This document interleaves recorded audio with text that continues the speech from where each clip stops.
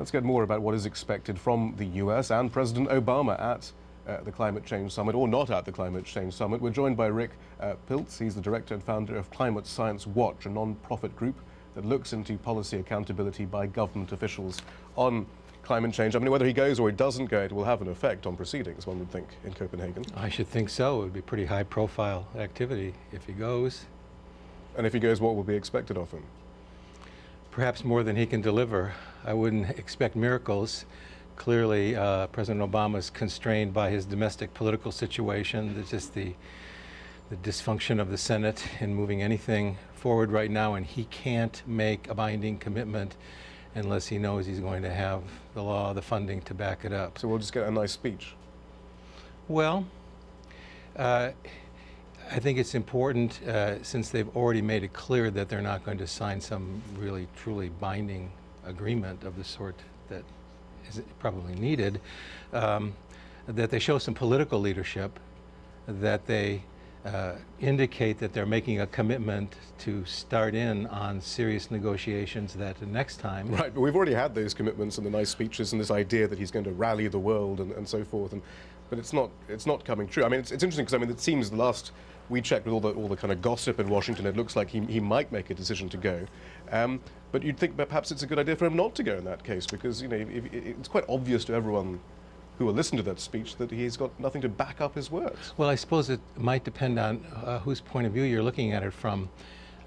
His closest advisors, if the thing is the theater of how to position him to look good, being there if he's not able to make a really strong commitment might leave a lot of people feeling disappointed, and yet the conservatives who don't want to have anything done on this issue will only find it one more thing to attack him on, that he showed up at all. So maybe it's all downside, but if your interest is in elevating the significance of the climate change issue among the highest political leadership, then you want him there. He's going to accept the Nobel Peace Prize. It's just right there in Oslo. And the Copenhagen summit will be going on. He could easily stop. And it would be something, I suppose, if he accepts the Nobel Peace Prize, both having decided to escalate the war in Afghanistan and not turn up at the climate change conference in Copenhagen. With both of those kinds of things were mentioned in why he was given the prize. Even climate change was mentioned as one of the factors. But I mean, if he doesn't go, though, what effect would that have on the nature of the debate? Wouldn't that just be the ultimate recognition that there is going to be no progress? Well, not necessarily. I'm not sure that how many people have really been expecting him to go. He could make a statement from Washington as well. So, I mean, it would be a pretty large gesture for him to go meet with other heads of state and make a strong statement on his way back to Washington. What's the most, though, given his domestic problems, his international problems, we've been discussing those over the last 40 minutes, what's the most you can expect from President Obama? What's the most you are expecting from him, realistically?